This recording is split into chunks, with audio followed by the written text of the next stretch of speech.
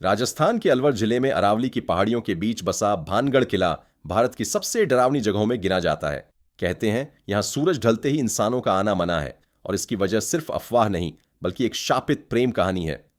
बहुत समय पहले भानगढ़ पर राजा माधो सिंह का राज था।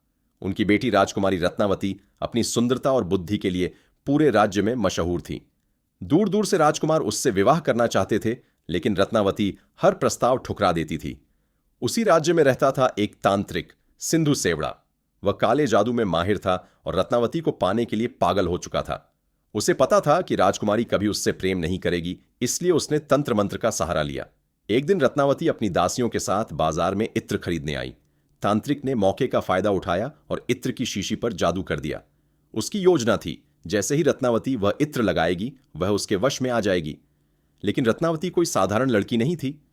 उसे कुछ गड़बड़ महसूस हुई। उसने इत्र की शीशी जमीन पर फेंक दी। शीशी जमीन से टकराते ही जादू टूट गया।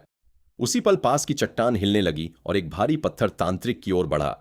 संभलने से पहले ही वह उसके नीचे दब चुका था। मरते मरते उसने पूरे भानगढ़ को शाप दे दिया। इस किले में रहने वाला कोई भी सुखी नहीं रहेगा। यह राज्य बर्बाद हो जाएगा और यहां सिर्फ आत्माएं रहेंगी। कुछ ही समय बाद भानगढ़ पर दुश्मनों ने हमला कर दिया। राजा, रानी, सैनिक सब मारे गए। कहा जाता है कि राजकुमारी रत्नावती भी रहस्यमयी तरीके से मर गई। पूरा नगर उजड़ गया, लेकिन आत्माएं वहीं रह गईं। आज भी लोग कहते हैं रात में औरत के चूड़ियों की आवाज आती है।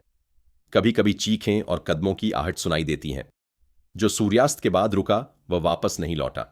यही वजह है कि भारतीय पुरातत्व सर्वेक्षण ASI ने यहां बोर्ड लगा रखा है, सूर्यास्त के बाद प्रवेश वर्जित है। भानगढ़ किला आज भी खड़ा है, लेकिन सवाल यह है, क्या वो खंडहर खाली है या कोई अब भी वहां देख रहा है? ऐसी ही डरावनी और सच्ची कहानियों के लिए चैनल को सब्सक्राइब करें।